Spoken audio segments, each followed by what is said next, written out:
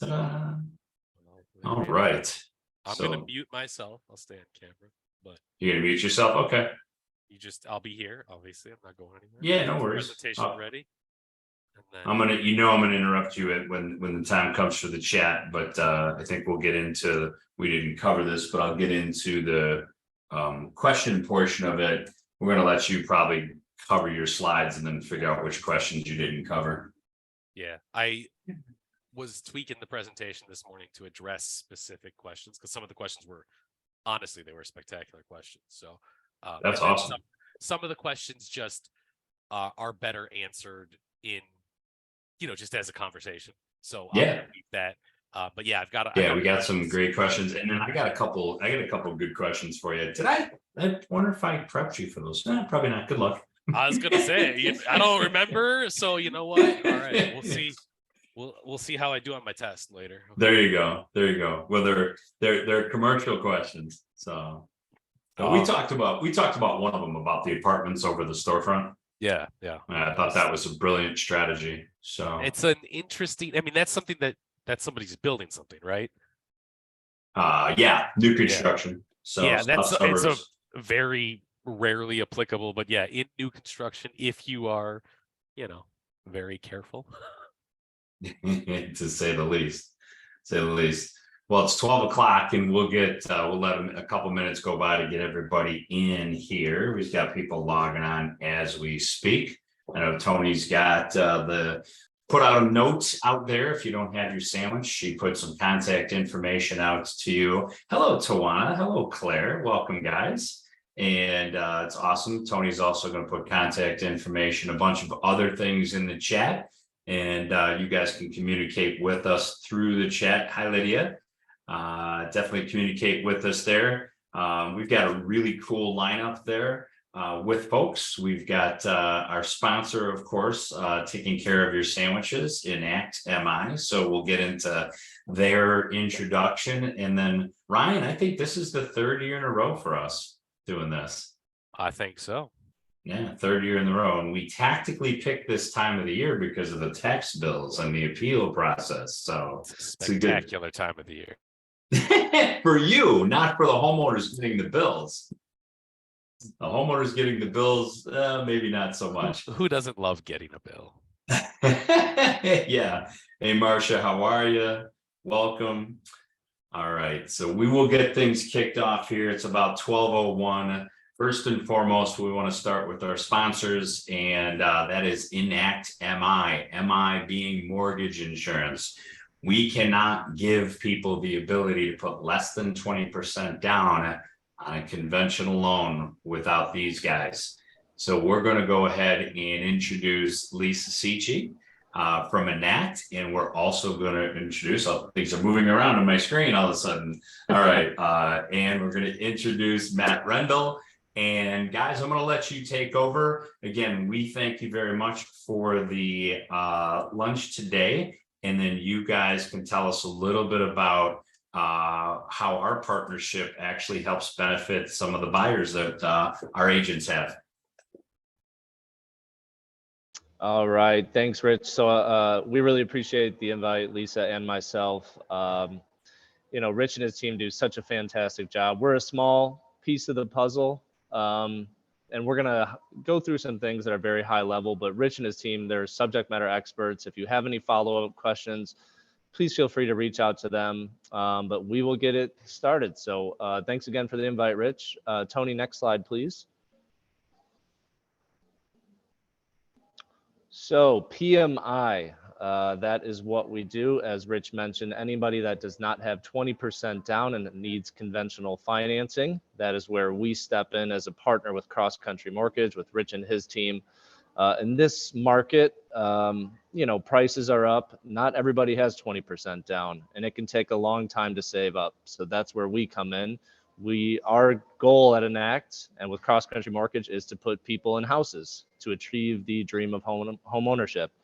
And the main benefit of private mortgage insurance, unlike FHA, is that it can be canceled. So, it's a really niche product. It's like I said, if you don't have 20% down, I'm not going to spend too much time on it, but we're here to support homeowners to get in 2 homes. That is what we do. So next slide, please.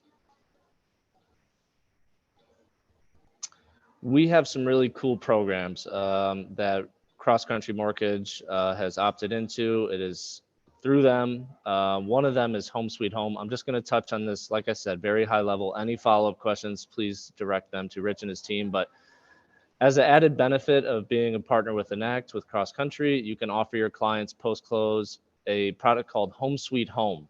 And what it is, it's one of 3 products post-close. The first one's a homeowner's insurance deductible reimbursement. That is up to $1,000 for any covered loss that exceeds the deductible, and that's good for 5 years. The second one is an appliance home warranty. That is up to $500, and that covers common kitchen household appliances, microwave, oven, those sorts of things. And the third one, it's identity theft reimbursement. So if your client, your borrower has their identity stolen, and they opt into this one, we will cover up to $1 million to help restore their identity. So once again, this is on loans with Enact MI through Rich and his team at CrossCountry Mortgage. No cost to you, no cost to Rich. It's simply because we are partners that can offer you this benefit. Next slide, please. The second program that is unique to Enact is called Homebuyer Privileges. And really all it is it's discounts post-close up to $8,500 in savings. And as you'll see on this list on the right, actually some really, really cool companies that we've partnered with, some really cool retailers, ADT, Costco, Target, to name a few. When working with Rich and his team, ask them about Homebuyer Privileges. They can send you a code. You can go on and you can get all these discounts that are out there for you. And that's good for 5 years. So really cool program. Next slide, please. Lastly, Lisa is a corporate account manager for Enact. She handles different accounts like CrossCountry Mortgage and Rich and his team nationwide. I am local here in Illinois. If you ever need anything, please feel free to reach out to us. But once again, I can't say how good of a job Rich and his team do. They're subject matter experts when it comes to PMI. We're here to support them. We're here to support you. So thank you for your time. I hope everyone has a good summer, and I'm going to turn it right back over. So thanks again. Thank you very much, Matt. We appreciate that a ton and appreciate your sponsorship and our partnership between CrossCountry and Enact.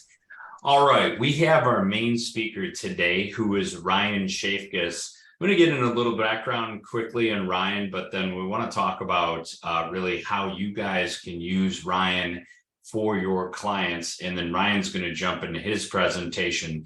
First and foremost, Ryan is a graduate of the University of Illinois, Chicago Law School, started becoming a lawyer. And correct me if I'm wrong on any of this, Ryan, because if I am, your LinkedIn profile is not correct.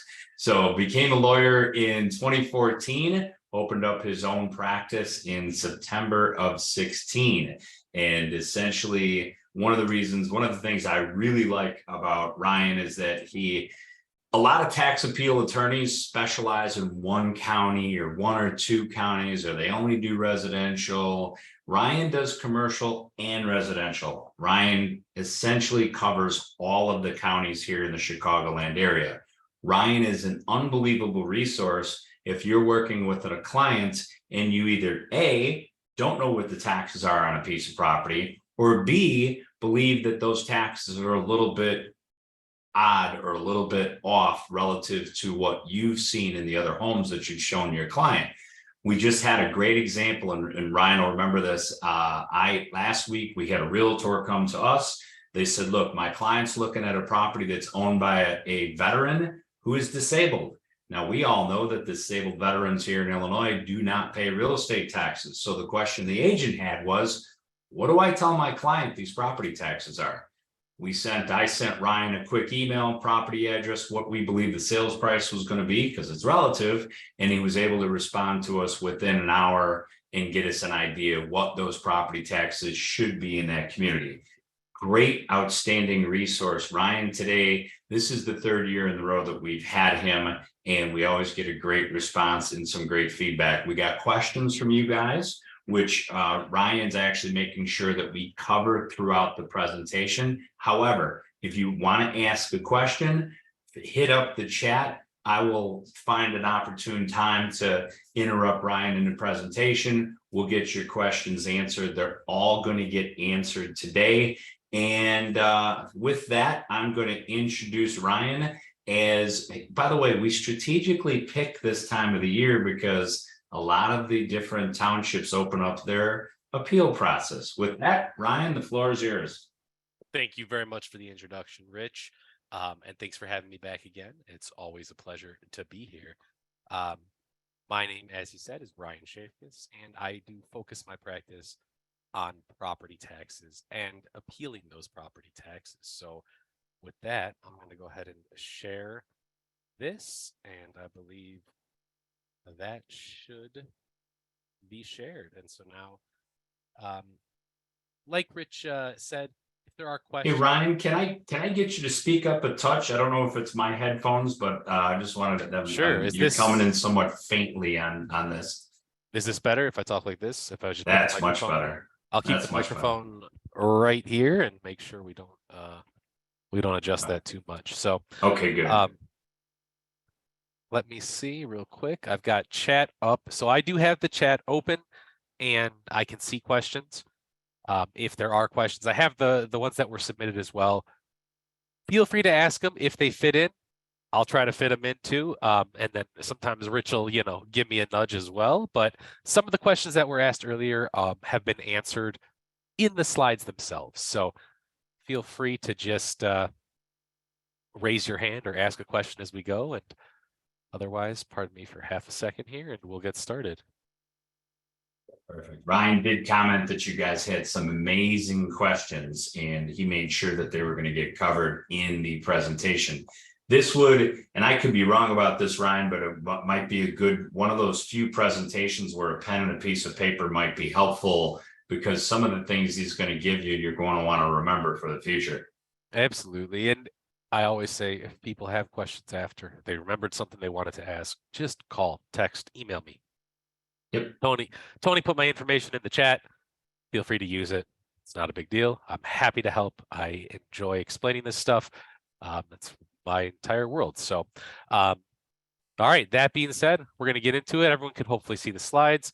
This is understanding the basics of property taxes and then how to help real estate clients buying, selling. And the most important part in understanding the start of property taxes is the absolute basics that we pay taxes in arrears in Illinois. So this year, we are paying the 2022 property tax bill. That's paid in 2 installments. In Cook County, the first installment typically is mailed in February and March. And I say typically because for the past 15 or so years, it has been. This year, however, because of how late last year's second installment was, the first installment got delayed by a month. Instead of being February due March, it was sent in March due April. But that bill is not actually a calculated tax bill. It doesn't take anything into consideration, doesn't take your assessed value or anything. All it does is take 55% of the previous year's tax bill and send you a bill for that. So if you had a $10,000 bill, they send you a $5,500 first installment bill, and that's it. The second installment is where they actually calculate your tax bill. This is the fully calculated bill. They account for exemptions. They account for the new assessment or any other changes that have been made. And then they subtract whatever that first installment was. And that's how they get the second installment. That one is typically mailed in July, payable August. If you live in Cook County or talk to people in Cook County, you'll note that they did not receive tax bills right now because they are going to be late again this year. Last year, it was mailed in November, due December. This year, I'm expecting them to go out at the earliest in September, possibly even October. The Board of Review still has a couple townships to resolve. And after those get resolved, it takes a while to calculate. I think 6 weeks at least is what the board says before the assessor actually finishes stuff. So at this point, we're looking till, probably around October or so. So that's just a note. We're not going to have the 2022 tax bills until almost the end of 23. And that's important. Again, we'll talk more about that, but for reassessments to understand what your buyer's getting into and what their actual bill that they'll be responsible for is going to be. That being said, all the other counties are a bit more straightforward. They send out a single bill It's typically done in May with a payment in June and September. And this is applicable for almost all the collar counties. Like Rich said, I do work in all the collar counties. I work in several other counties as well, not just the collar counties. But Joe Davies, Winnebago, Ogle, all sorts of random counties throughout Illinois I'm happy to work in. But they all follow this basic installment. They have one bill, 2 installments, and they just cut it in half simply. Cook County is the only one that does things differently. So here's a real quick overview of the bill. You have 4 Hey, Ryan, parts. Yeah. Ryan, I'm gonna interject 2 questions. One that came in from John and another one that I have. But John says, by a percentage in your experience, what is the percentage of mistakes in factual information accumulated by the assessor versus a mistake in assessed evaluation? This is a little bit versus an unfair comparison of a property to others in the location and comparable size. So I guess the question overall is, what percentage of properties are probably improperly assessed? So the first one's the factual information and mistake in assessed value. So there really isn't a mistake in assessed value. The assessed value is whatever the assessor says, but to basically there are mistakes the assessor makes. There's the market comparison, and then there's the equity comparison. That's kind of what he's talking about. And I would say in Cook County, given the past year or two, there is a significant number of equity complaints because the market complaints are just not viable. It's hard to argue the market when you buy something for $400,000 that was assessed at $300,000. We really can't talk about the market in this, and that's a lot of the assessments are well behind the market, and that's not only because of how the assessor values things, and we'll talk about that more later, but it's also just because the market is so hot right now. And I would say percentage-wise, the mistake of facts, like actual errors by the assessor, are very minimal. Yeah. 2%. I have once in a while, you need a significant mistake. And I've had clients, where the assessor was including the basement square footage as above ground because it had a walkout basement and there was some weird thing. Those are rare, but I would say 1% of the time or so, it's a very rare thing for actual mistakes of that nature. Versus equity complaints in Cook County are a large portion of, I would say 80% of my appeals are equity complaints. Then market complaints outside of Cook County, market complaints are much more relevant and much more successful. So it's really tough to break it down because it varies by county, varies by year, what's going on. But right now, like in 2022, most of my Cook County complaints were equity complaints, which says, neighborhood, size, location, just not fair amongst that. And outside of Cook County, most of my successful complaints were market complaints, saying that, hey, the assessor had tried to compensate for the market by increasing the assessments, and they might have overshot it in some areas. An equity complaint is a complaint. I should clarify that. An equity complaint is kind of what John said. It's an unfair comparison of the property to other similar properties. You have a ranch. Here's another ranch. They're both 2,000 square feet on about a half acre of land or whatever. And this one's assessed at $20 a square foot. This one's assessed at $15 a square foot. That is an equity complaint. You're saying these houses are all very similar, but they're assessed differently. That's the basis of one of the tax appeal complaints. That's the basis, and that's what we call an equity complaint. It's basically saying it's not equitable. It's not fair to have similar houses assessed drastically differently. Yeah. And then that's opposed to the market complaint, which is the other, and that's just saying this house, again, using the same type of comparison, similar style houses, similar square footages, based on a market value, is not worth this much money. And so those are the two main complaints. And then the third, as he mentioned, is the factual mistakes of the assessor. And those are, as time goes on, technology, most of those end up honestly being data entry errors at this point. It's the facts are not significantly misrepresented. There's just human error, and that's just small portion of the time. Cool. So this is the part two, guys. So, and as Ryan gets into this next slide, if you're sitting out there with the clients and the client's like, hey, what do you think? You know, this property hasn't sold for 2 decades. Likely Cook County, as an example, is probably not caught up to the real value, especially in this crazy market that we're in. So if your client says to you, hey, you know, what do you think my taxes are going to land? Pay attention to what Ryan's about to tell you, because he's going to show you how to read the bill and how to assess it and how to figure it out yourself. Yeah, it is important to understand there's the parts of a tax bill. The assessed value is the basis of your tax bill. And when we talk about filing an appeal, it's appealing the assessed value. You are not appealing the actual market value of your house. That's whatever it sells for on the open market. The assessed value is what the basis of the tax bill is that the assessor creates, right? They come up with this value, and there's a whole world of formulas and tables and data that they use to do that. We can get a little bit more into that later, but that's the basis of the tax bill. It's important to note the assessed value, especially during reassessments. We'll talk about that in a minute as well, but it's one of 4 numbers. The second number is the equalization factor. In Cook County, currently it's 3.0027. In 2019, it was 2.916, and it's a small number, around 3 for Cook County. That's a Cook County number. Most other counties typically keep their assessed or their equalization factor around 1. Most counties, it's a straight 1 because they equalize their assessments before. It's a weird process, but outside of Cook County, it's not really a relevant number to think about. Then you have your tax rate. This is, again, not a number you could do anything about, but the Cook County clerk publishes the clerk, whoever's the office is with now, on their website, they have a 10-year history of your tax rate. You can look up your tax rate code and you can see what it's done for the past 10 years, or you can go to the Cook County website, the treasurer, and look up the tax rate on the most recent tax bill and to see what it is. This property, this example, had a 10% tax rate.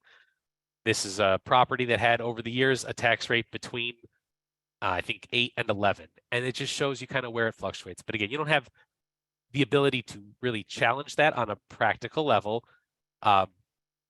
But that is something you just have to understand. It's the local tax rate. It changes by neighborhoods, by school districts, all sorts of reasons. The last is exemptions.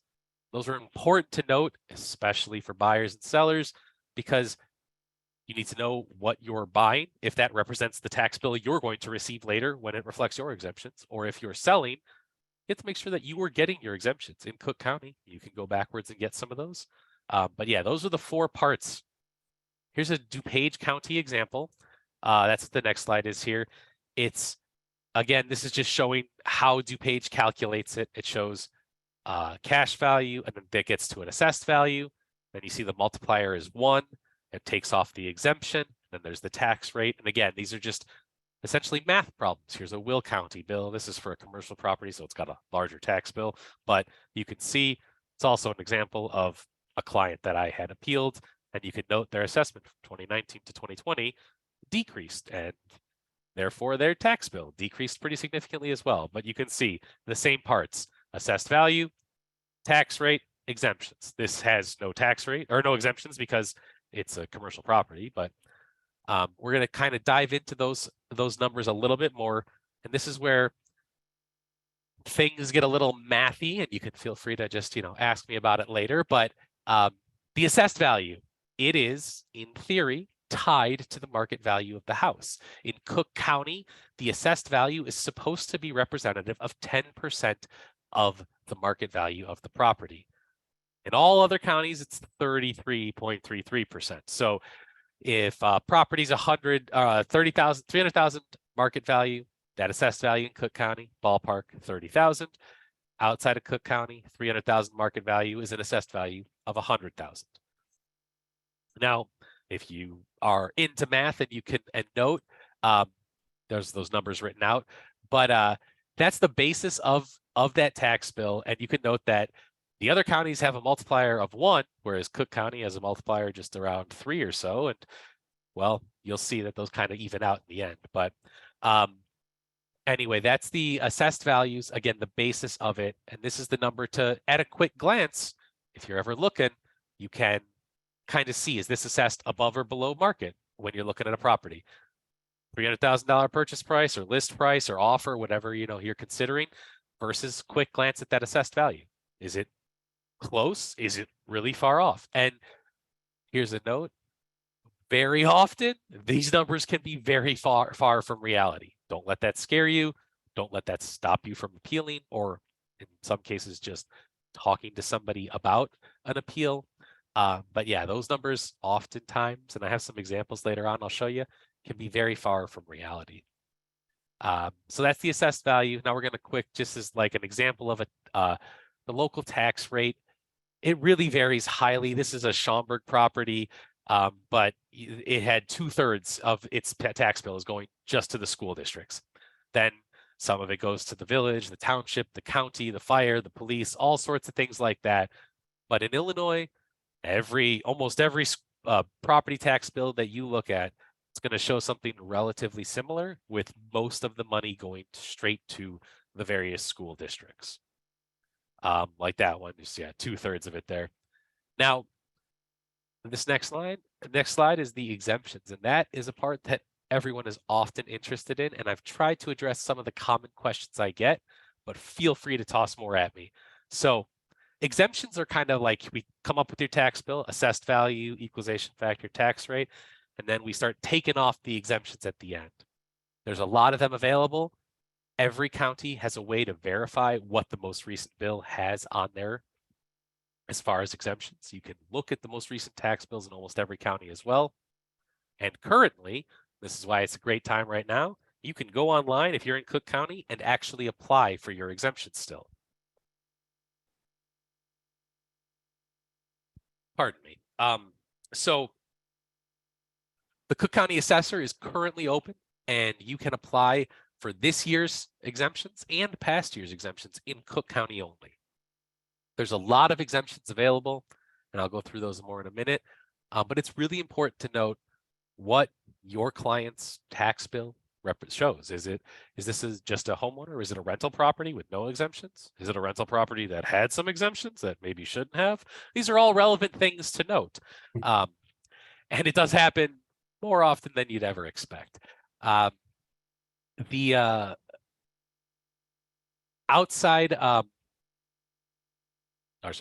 in Cook County, they automatically renew the homestead and the senior exemptions, and they have done that for the past couple years. The online applications typically are available February through April.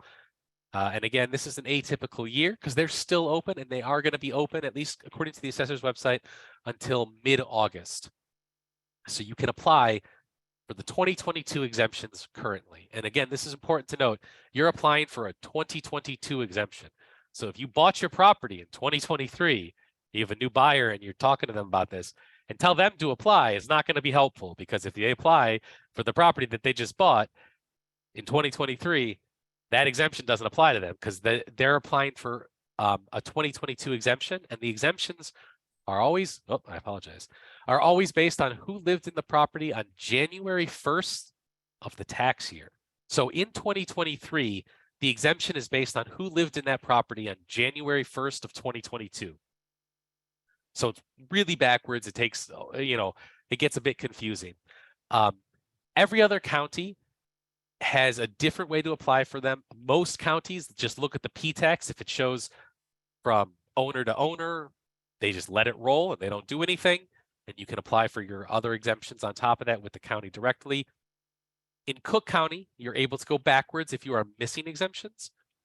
Most other counties, you are not able to. However, you get your first installment bill. I just had a client in Lake County tell me this. They got their first installment bill. It showed no exemptions. They were able to go to the Lake County treasurer, and they were able to tell them that, and they corrected their second installment bill. Now, their second installment bill is due September.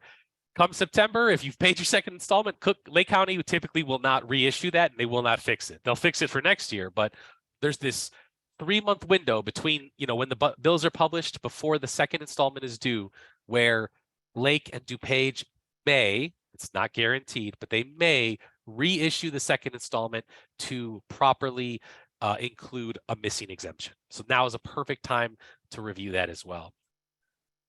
Of the exemptions available, here's a quick breakdown of the most popular. Homeowner's exemption. You have to own the home and be responsible for the tax payments. If you're on the deed, you're presumed responsible for those. So kind of just, that's it. If you live there, you own it, you live there, and you're responsible for the taxes, you get the homeowner's exemption. The senior exemption, you have to have the homestead and meet all those requirements, and then be over the age of 65. That's the only other requirement. Somebody had asked, one of the good questions was, if there's multiple people on the deed and only one is over 65, that's okay. You only need one person to be over 65. That happens often. People aren't always, on the deed the same age. As long as one person who lives there and is on the deed is over the age of 65, you qualify for the senior exemption. Yeah, that was Kim's question. Great question, Kim. And now to follow and play off of that, the senior freeze is very different because the senior freeze requires the senior and the homestead exemptions, but then it looks at household income. So this comes into play when you have two people working or two pensions or two Social Security payments, or if you have adult children living with you. It's the household income has to be less than $65,000 per year. Then you get an additional reduction and you get a freeze, which means the assessed value is no longer subject to reassessment, or rather, once it gets reassessed, that value doesn't matter because your value is locked in. This value can go as high as it wants. All that does is give you a big exemption. Your value gets frozen. There's also a small disability exemption, and I say small. For example, the disability exemption is 1/5 of the homeowner's exemption. So if the homeowner's exemption is $1,000, disability is $200. It's not a big exemption, but it is something. The last is the veterans and the veterans with disabilities exemption. Rich mentioned this before. Veterans with disabilities, if the disability is above 70 or 75%, it is a 70.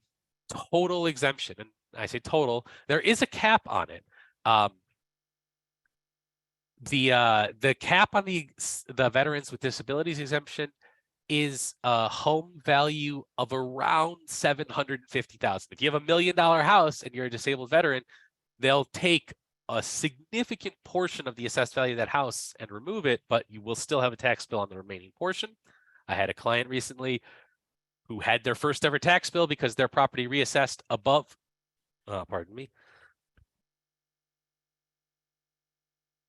their value reassessed above the exemption allowance, and they actually had a tax bill of $1,000, and they looked at their tax bill and they saw that their exemption for the veterans with disabilities was $22,500. So they were getting a significant exemption with that, but it's not a total exemption. Somebody asked, hey Ryan, yeah, go ahead. A senior? So as long as you have the homeowner's exemption, you need to be a senior if you turned 65 in that tax year. So if you're applying, it's 2023. If you turned 65 in 2022, you can apply for the senior exemption, and it will show up on the 2023 tax bill this year. So if you're in Cook County, if you turned 65 last year, apply for that exemption. It'll show up this year. Hey, Ryan. Yeah, go ahead. I think Antonina's question is, do you have to be in the home for at least 3 years to do that? So let's say you bought the house when you were 64 last year, you turned 65 this year. Is there a minimum time frame to be in the house? No time frame, as long as you have the homeowner's exemption and then you can, and you're over 65. Now, here's the thing to keep in mind. The exemption is based on who lived there on January 1st of the tax year. It is 2023. We are applying for the 2022 exemption. So if you did not live there on January 1st of 2022, you're not entitled to the homestead exemption even, right? So then you can't get the senior, and you can't get the senior freeze. Okay. So now she I think re-asked that the senior freeze, you need to be there. You need to have had the senior exemption for 1 year, and then you can freeze it the next year. So it does. So there's a little waiting period on the senior freeze. It does take a while. So, and with the freeze, if you think about it, if you buy a house in 2023, you did not live there on January 1st, 2023. So 2024 rolls around, you can't even apply for that exemption. It's not yours. 2025 rolls around, January 1st, 2024, you can apply because you live there. And then this is where her 3 years comes in. 2026 comes around. You've now got the homestead and the senior. Now you can apply for the freeze. So it is essentially, it can be a several year long process because of the fact that we pay taxes in arrears and we're so far delayed. So And it's really going to impact somebody who's buying the home when they're 64, really. It's really, that's exactly it. It'll impact the people who are buying the homes. But if you've owned your home for a while, easy enough. You can get these things. Great question, Anthony. Yeah. And then someone asked, does the veteran's exemption apply to the spouse if the veteran passes away? Ooh, great question. I do not know. I'm going to have to look at the spousal benefits at the assessor's website. I will check. I'm not sure. There may be a time frame when it does apply for a specific, period, but that's something I'll double check on. I haven't. That's a great question. We'll get that question answered back for you guys, because that's a great question, Claire. Great job. Now I'm gonna find out. And now we're gonna talk about the assessment cycle. So this is a map of Cook County because they have a weird assessment cycle. Everyone else is a lot simpler because it's a lot simpler. The whole counties get reassessed at a single time. Currently, and we're going to start with the other counties, Lake, DuPage, McHenry, Kane, Will, all the collar counties are currently undergoing a reassessment. Now, reassessment is very different outside of Cook County. In Cook County, you can see drastic changes. 20, 40, 100% increases. That happens all the time in Cook County. The collar counties are a bit different, so their reassessments are typically very minimal. They can oftentimes be like any other year. Pardon me. But in Cook County, it's really important to note where you are in the assessment cycle. So the north and northwest Cook County suburbs are reassessed. They were reassessed last year in 2022. Everyone already got their assessments. The appeal windows have closed for all those. They're still undergoing appeals, but they're mostly finalized at this point. And here's the thing to note. While those were reassessed last year, and we're in 2023 now, the tax bill from those north and northwest suburbs has still not been published. So any reassessment has not been reflected, and we're buying in 2023. So prorations are a big question a lot of people have. I'm going to address those later, but it's really important to understand the timing of all this so you can advise appropriately. The city of Chicago, the north, south, and southwest suburbs are currently undergoing a reassessment, and then the city of Chicago got reassessed in 21. Their tax bills just came out about 7 months ago in December last year, and their next reassessment is in 2024. It's a 3-year cycle alternating between those. So that's the way it works. When a property is reassessed, that is the best time to review for a possible appeal. It's not the only time you can appeal. You can and should oftentimes review for appeal even during non-reassessment years. But the reassessment means they're taking a fresh look at the property. And when they do that, especially in Cook County and most other counties, they're looking at the property as of January 1st of the tax year. So in 2023, they're reassessing based on January 1st, 2023. And they look at sales from 2022, 2021, and 2020. They look at the past 3 years of sales.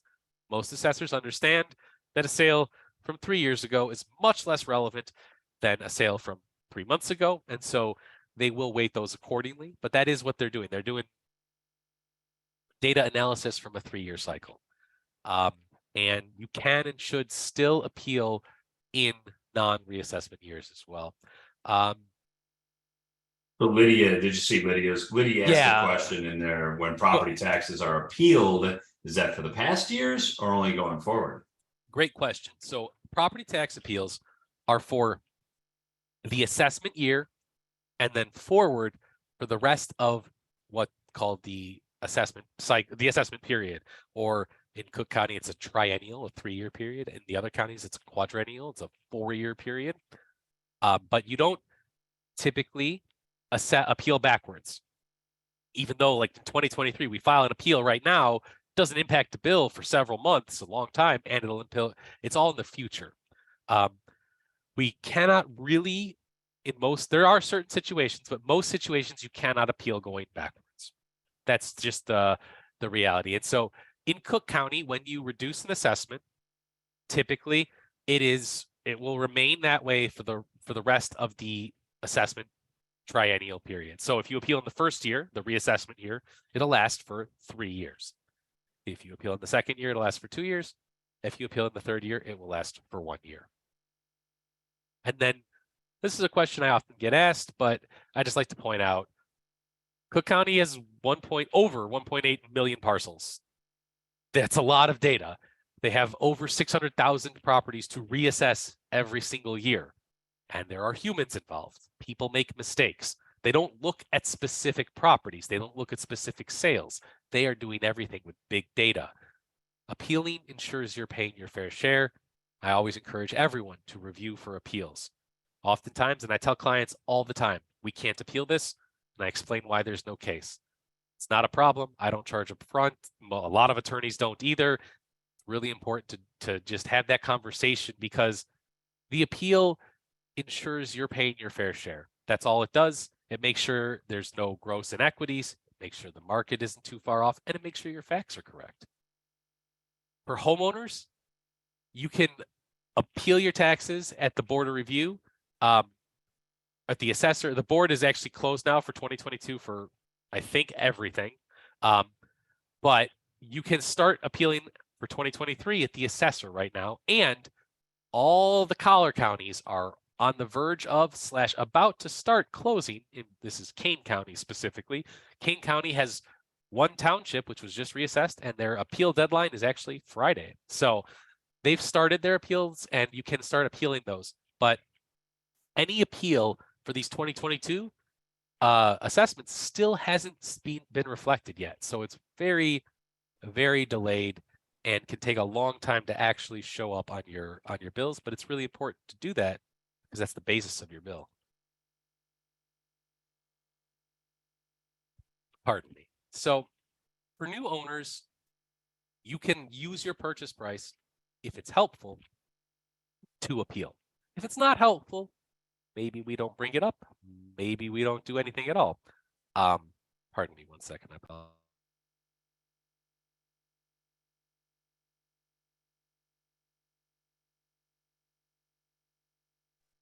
God bless you, Ryan. Yeah, the allergies have been acting up a bit. So, Mhm. And it's just a good thing to start for new owners, especially first-time home buyers. It's really good to stay on top of your taxes, understand what's coming up, understand your reassessment, and understand what you can do about it. For sellers, it's really good to verify the facts, the square footage, make sure the proper exemptions are in place. And obviously, the lower your taxes are, it's always an attractive point when you're selling. The next couple slides, this is just examples of appeals and successful ones. They can be successful, and they save people real money, right? These are all just decisions from DuPage County boards of review, or Lake County. These are board review decisions. They're successful. Appealing actually does work. Here's some just DuPage before and after. The left is 21, the right is 22.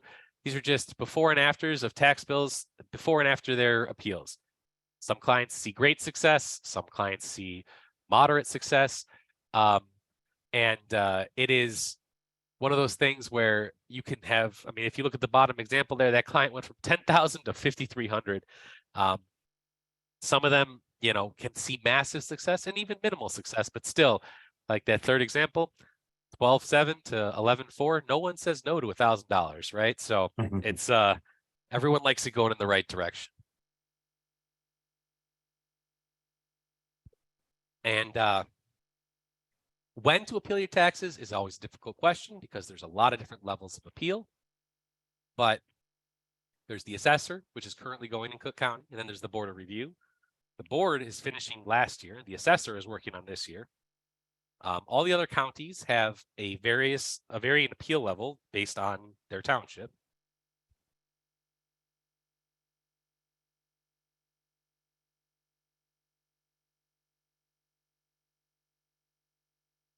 Something got me, I'm sorry.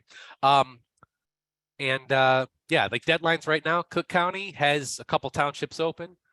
Lake County hasn't published a single thing yet, but I expect everything to start in the next month or so.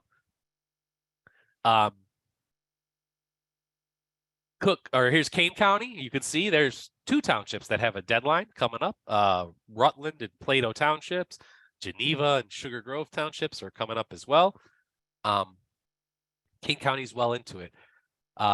Let's see. There was a question about you can appeal based on what you paid in comparison to the present value. Absolutely. You bought a property for $300,000. It's assessed at $350,000. It is a great case for appeal. However, it's not guaranteed. I'm actually going right now with a board review member trying to fight about 2 properties, one of which was listed with brokers for a year, and then they pulled it after it didn't sell for a year. And this was in the past because we're dealing with 2019 cases, but the owner eventually, after over a year of listing on the MLS, sold it by owner, and the board is contesting that it's not an arm's length transaction. But again, the client bought it for $500,000 and it's assessed at $600,000. So they're arguing it, and rightly so, that it should be lowered based on that purchase price. And those are absolutely strong cases to appeal. Did you see Angela's question in there? I just saw Onia, so thank you, Onia. Oh yeah, and Onia asked me for a referral for Ryan a while back, and we had passed Ryan on, and it obviously worked out according to Nia in the comments. She said Ryan saved my Cook County client thousands of dollars. Thank you very much. So the purchase, Angela had asked Ryan if the client bought the house back in 2020. We're in assessment, you know, for Cook County this year, but maybe that's being reassessed. Can she use her 2020 value to fight an assessment? You can argue it. It's a stretch, and sometimes the assessor will grant it, sometimes they won't. It really depends. Right now, it's 2023, and you bought in 2020. It's the 3 years is the cutoff in Cook County. They're not going to consider a sale past 3 years. And I will be very frank. In Lake County, they don't even consider sales that are over 12 months old. So if you bought December 3rd, and I literally had a client, and I was arguing this not that long ago, December 30th of 2021, you tried to argue that December 30th of 2020 for a 2022 assessment appeal. The board rejected it initially and then finally gave in again at the Property Tax Appeal Board, which is the slide we're looking at here. But you can use it for 3 years in Cook County. Lake County will typically grant within 1 year. Same with DuPage. Anything more than a year back in the collar counties, you got to argue for a bit harder. And you remember, you can appeal the current year, but you can't go backwards. So you can use your sale from the past, I would say 2 or 3 years. I will argue client sales from 3 years ago if it's beneficial, especially right now. 2020 sales are great in a 2023 reassessment year. It may not be the strongest case though. So Joni has a big question. Let me read this real fast. Yeah, I'll let you read it. Some of the properties were inaccurately identified and they some sort of a loophole. So that seems to be about classifications, like and this happens where properties are misidentified by their class, or like a sometimes 2-story house is maybe under a 1-story. It really depends, but yeah, you can get those facts updated, and if the facts updated changes the classification, it can get reclassified, and then when it gets reclassified, you have a new comp world to pull from and stuff like that. But you do have to watch that. And I say that because a lot of those errors end up being the misclassifications or the misidentifications of the properties. A lot of that happens from data transfers when the assessor migrated their databases recently. And I noticed many clients get misclassified, split level. So hey, Ryan, give me an example. So are we talking about a home are we just talking about the type of property? Or are we talking about misclassifying somebody's home as a retail storefront? I haven't When seen you say classify, when I say classify, I mean like most recently I've been dealing with split level homes being called 2 stories, 2 stories being called 1 stories, raised ranches being called 2 stories, stuff like that is what I mean. And the that is something that can change. I had a client who had been appealing for 2 years. Reassessment came about, and the assessor suddenly doubled their square footage, and we had no idea what happened. We had to correct those facts, and that is something that taking a look at your tax bill for just once every year for 5 seconds can help you, make sure nothing's changed. But it is Ryan, important. I want to follow up. So Joni had a good question she sent in ahead of time, and it'll kind of feed a little bit into John's question. But she said, so as agents here, you guys are all agents on the call. As agents here, what kind of advice would you give? Would you recommend an agent gives their clients at the closing? Especially in an up market, like what should they, market's up, they just bought the house. Is there anything an agent can do is just kind of a rule of thumb, if you will? I think you're muted, Ryan. I can't hear you. Muted, in fact. There you go. You're back. So the best practice is really to just when I retain clients, I sign them up until they're happy with their property taxes or they're sick of me. I reach out to my clients every year. We talk to them every year, and we keep it going because some years it makes sense to appeal, other years it doesn't. Sometimes they just have questions. What's going on? And I can help them understand those things. But it is with property taxes, it is something you have to be diligent with. You have to be persistent with. And that's really all it comes down to. In fact, I say persistent, but this is like my next slide is literally persistence pays off. Because it is something that you just have to keep watching because the assessments can change every year. The facts, the market, things change every year. And so we just have to really stay on top of it. And I will say plenty of clients I have where my conversation is, hey, I took a look at your property. There's no need for an appeal this year. I'll check back with you next year. I have a 2 email exchange with my client. We go back and forth real fast. And then I say, hey, see you in 12 months. And that's it. It's as simple as that. They stay on top of their taxes. We make sure nothing changes. And then those conversations lead oftentimes to questions they have about their taxes. What's going on? Is it worth it appealing? And it helps keep them informed. But really the best practice is to just understand, look at your tax bill and talk to someone about appealing. And someone else had asked about appealing on your own versus an attorney. We can get more into that in a minute, but appeal aggressively if there's an argument to be made. And I don't just mean at the assessor. I don't just mean at the board. I mean at the assessor, the board, and the state every year if the facts, allow for it. Yep. And so that's really the best advice is to actually spend a few minutes and look at your tax bill. Or if you don't want to, some people never want to. Plenty of people just say, Ryan, you deal with it. You're hired. Do it. And that's fine. I'm more than happy to work like that as well.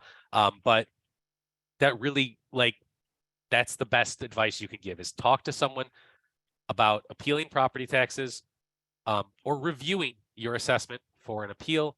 The absolute best thing. Ryan, I want to kind of rapid fire some questions in here because I want to make sure we cover everything. Yeah, I was gonna plow through some slides real fast, and I wanted to answer Kimberly's thing real fast. So it is not a hard and fast rule going back 4 years. Just keep that in mind. That how far back you can go is based on when the property tax sale happens. It's kind of complicated calculation. So sometimes it'll be 3 years. Currently it is 4 years, but that will not be forever. Just keep that in mind because the tax sales were delayed because of COVID. This is just examples of refunds. Persistence does pay off. These are refunds from 2017 or 2018 appeals. They take 3 or 4 years to get. It is important to understand you can get money back. These are appeals can be successful at the state of Illinois. It takes a while, but this is money the treasurer has literally cut checks for thousands of dollars to my clients. And this is the last thing I wanted to touch on before I answer a couple more questions, but it's going to be very relevant, I believe, to people. I think they talk about this sometimes, you know, closing sorry. Here you go. Closing prorations. Is 105% okay? Is 100%, 110% good enough? And what do you do in a reassessment year? And I just wanted to point out, here's a quick reassessment year question I had from a very real client. Their most recent tax bill in 2021 was based on a 5,600 AV. Then during reassessment in 2022, which has still not been reflected in a tax bill, their assessment increased to 18,000. So it more than tripled. And their purchase price, meanwhile, was over 200,000, which corresponds to an assessed value over 20,000. Their purchase price is not a good argument for an appeal here.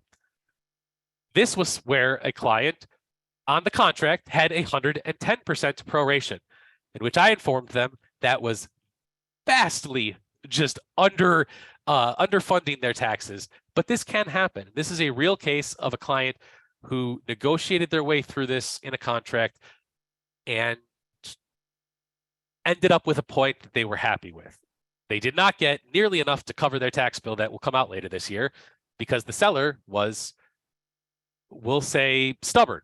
But it is what the sellers get to do in markets that are like this when they repeatedly pointed out to this buyer how many other offers they had. So yeah, that was a real case. And the proration for this one ended at, I think, I don't remember, I think I was told 150%, 150. Here's another one based on a client who I will be appealing. Their assessed value was 31,000. Then it got reassessed and now it's 68,000. And their purchase price is over 700,000. Once again, you can't use that purchase price for an appeal, and their taxes are going to increase significantly. This one, the seller was willing to understand things, and they actually, the buyer, I believe I was told, was getting a 200% tax proration, 200%, and that is enough to probably cover their tax bill. They might still come out behind on this one. But that's important to note because if they went with 105 or 110 on that contract, they would have severely underfunded that escrow when the tax bill came out. And here is my last little note. I know it's scary. I know everyone hates them, but oftentimes in real estate transactions, reprorations, especially during reassessment years, may not be a bad idea.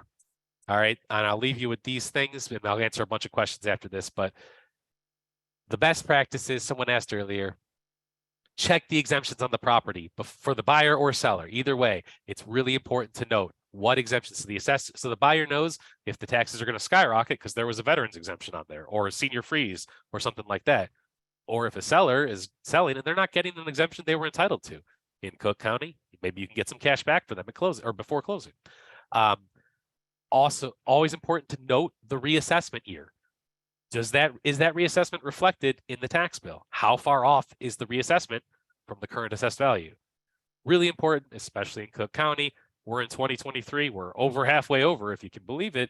It's July, but we still don't have the 2021 tax bill or the 2022 tax bill. We're looking at 21 right now. And then go ahead with any questions you got, Rich.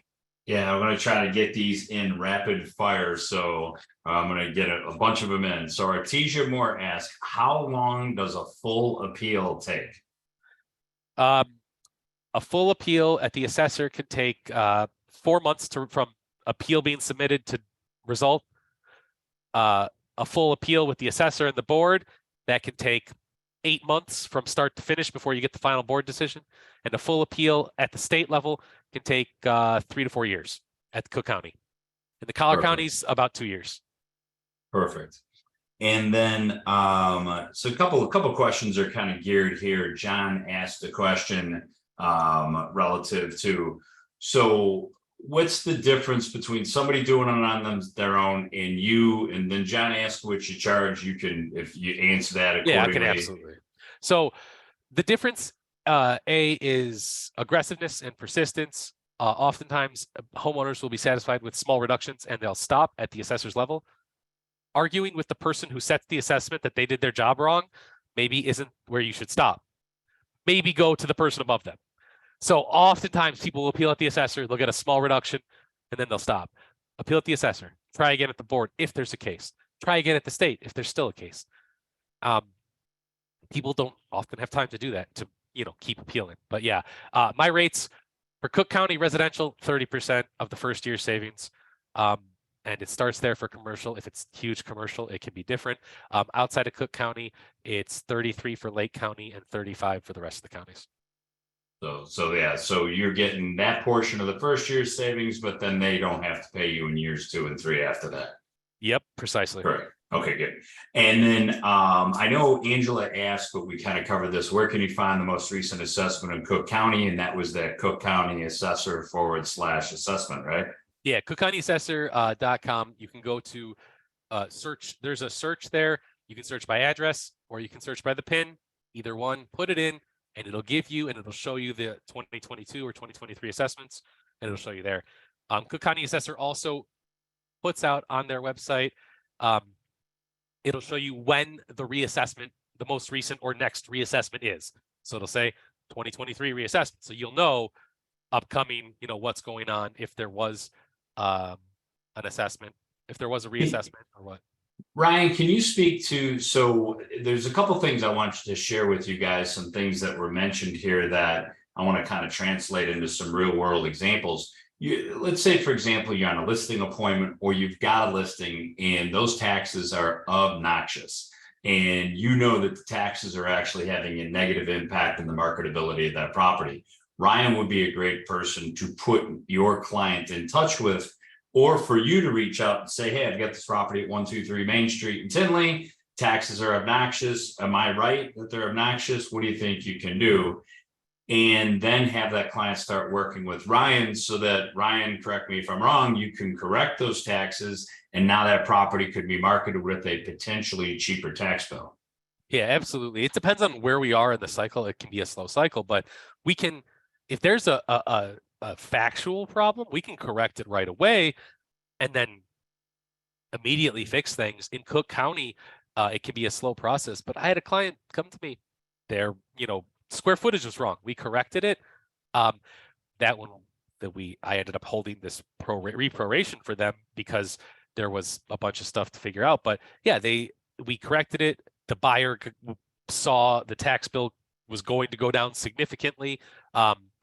Benefited from that. The seller benefited from that in prorations at closing. Everybody won. It was a huge victory, and it is absolutely something we can do. If people do just have random questions about properties, so like what's going on, what's happening with this, you send me an email and say, are these right? This seems weird. What am I missing? That happens all the time.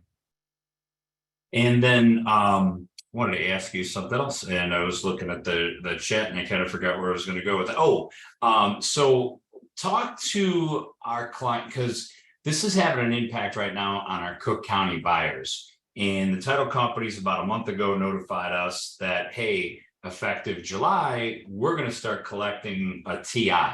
And so now we're going back to some of our clients, and even though they're getting a nice tax credit, they're still finding they might have to bring a little bit of extra money into the closing to cover a TI. Can you talk about what the title company's requirement is on a TI and how that impacts our clients' cash to close? So because you're getting a credit at closing for, your bill from the seller, it brings... Clarify TI too, sorry. Sorry. I didn't mean to do that. It's a title indemnity. They're gonna hold they're gonna hold money aside. Basically, the title company is gonna hold money, and you're gonna say, we're not gonna touch this for a bit, and we're gonna hold it, and we're gonna be responsible for whatever it's for. Sometimes they hold money for certain, if something hasn't cleared title for closing, right? So there's a water bill that's out due, right? They'll hold a couple $1,000s or 100, whatever it is. In this case, it's taxes. They're saying, look, and so when they're doing that, they always hold a lot because they don't know what the taxes are going to be. And they have, I'm not exactly sure. Every title company calculates it a little differently, but when you're typically closing, you get money from the seller for whatever months of taxes. And then depending on where you are, you're going to start your escrow with a chunk of money to be held. Now, right now, if you're getting a TI at closing, there's the escrow is still going to start with some money for next year's bill, but then the title company is also holding a chunk of money aside for a tax bill that's upcoming as well. And so it can end up being that the credit that you got is now being all set aside to pay a bill, and then the title company will charge you $100 to $300 to do that as well. So more money that the buyers have to pay as well. And the title indemnity essentially is they're taking, most title companies right now have come to us and said, look, we want 1.5 times the most recent bill, which is interesting because as Ryan's established, at least in Cook County, the most recent bill is a guesstimate, and they're taking 1.5 times the most recent bill. So, we're giving the title company 9 months worth of real estate taxes, and then the mortgage company still wants the escrow account funded. So in some cases where you might see that the tax credit gives our clients some extra money and helps their cash to close come down a little bit, when you insert a TI as required by the title companies, not us, but when you insert a TI in there, that little bit of extra room that they got, or that extra credit, if you will, goes away, because now the title company's sitting on it, waiting for that next big bill. And it could be just that, a big bill, if we're in an assessed year. And a reassessed, yeah.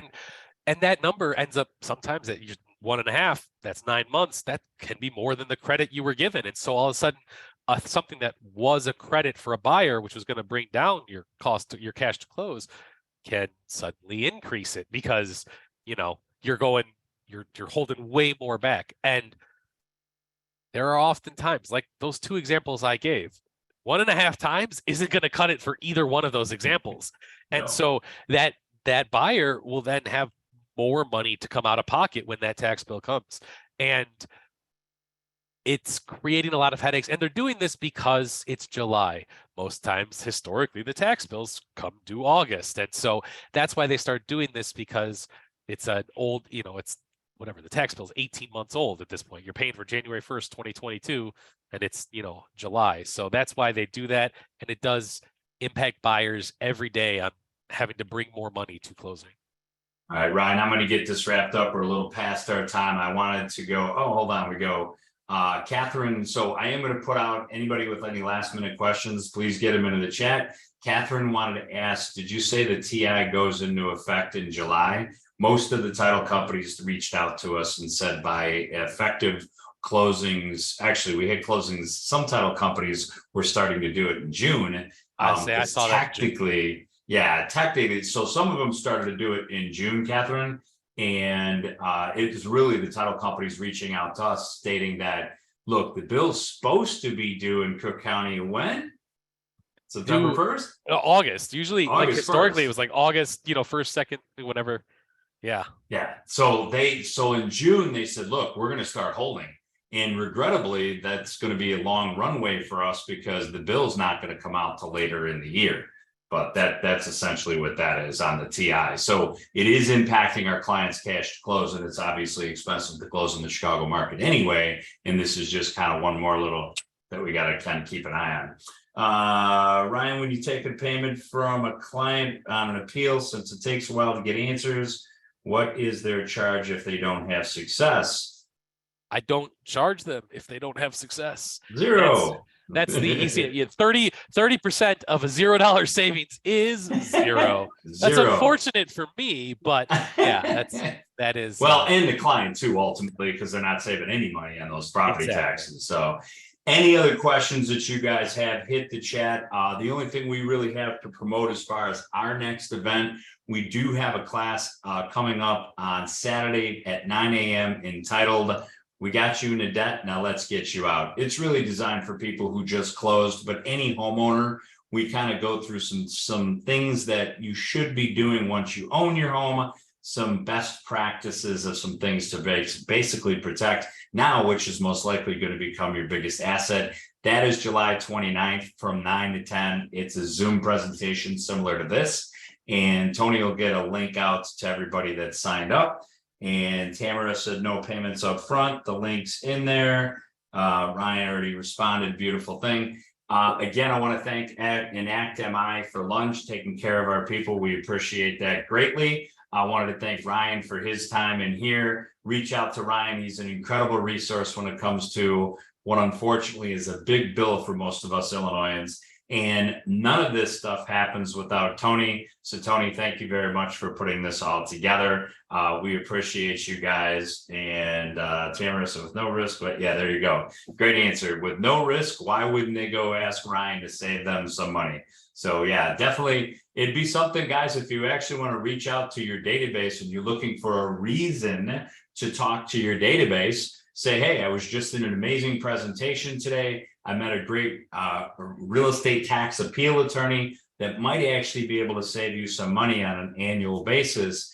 Let me know if you want some more information. It gives you guys a reason to go talk to your past clients. So with that, thank you guys. Thanks everybody for being here. Have a good one. Thank you for having me. Thanks, everyone.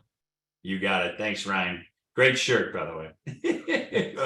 I was picking on him for being casual. So no, we gotta dress up. So Matt's dressed up too, but he's not here. All right, guys, take care.